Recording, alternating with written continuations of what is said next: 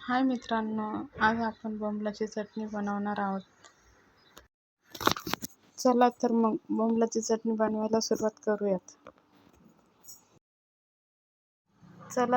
चटणीला सुरुवात करूयात. मी इथे बोंबील घेतलेले आहे, बघू शकता तुम्ही. चटणीला लागणारं साहित्य इथे मी कांदा आणि टोमॅटो कट करून घेतलेला आहे, बघू शकता. एक मोठा कांदा आणि एक मोठा टोमॅटो चिरून घेतलेला आहे, बघू शकता. मी आता गॅसवर तवा ठेवलेला आहे. पहिले मोठा गॅस करायचा आहे. तवा गरम झाला की बारीक करून टाकायचा आहे.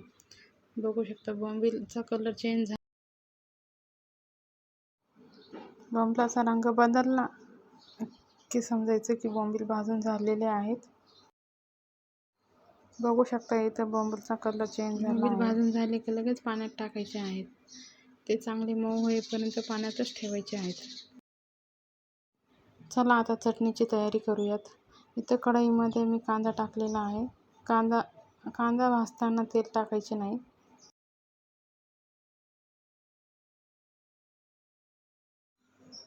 कांद्याचा रंग बदलेपर्यंत कांदा भाजून घ्यायचा आहे.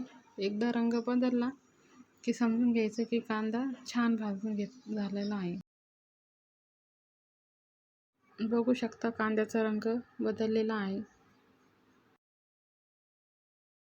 आता थोडं तेल टाकून कांदा अजून थोडा भाजून घ्यायचा आहे. बघू शकता कांद्याला किती छान कलर आलेला आहे. आता त्याच कढईमध्ये कांदा न काढता फोडणी घालायची आहे.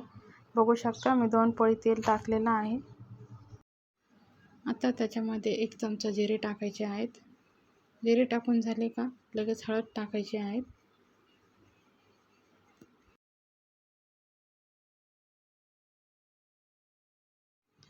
आता हळद टाकून झाली आहे. आता इथं 2 चमचे मी लाल मिरची वापरत आहे.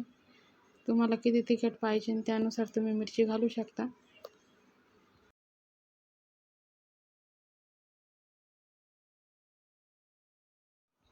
1 चमचा मीठ घालायचे आहे.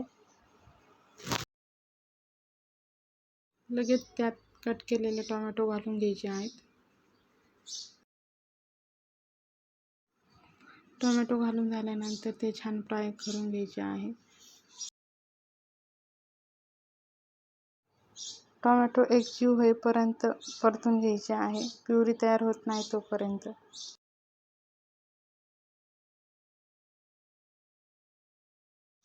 बघू शकता आपली प्युरी तयार व्हायला सुरुवात झालेली आहे.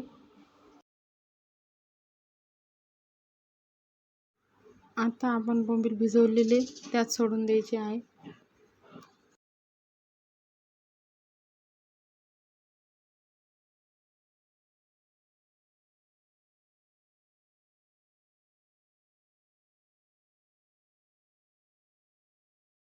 बोंबील छान फ्राय करून घ्यायचे आहे चटणीमध्ये.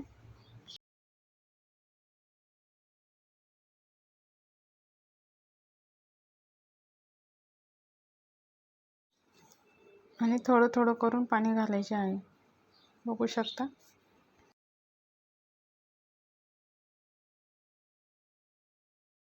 तर 5 मिनिटं झाकून ठेवायचे आहे.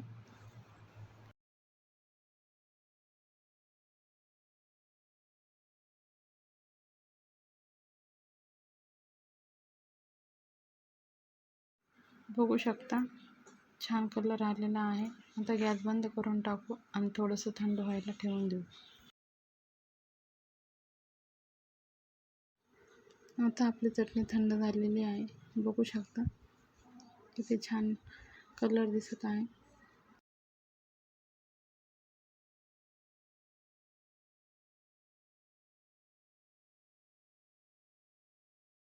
आता वरतून त्यात चिरलेली कोथिंबीर घालून घेऊयात.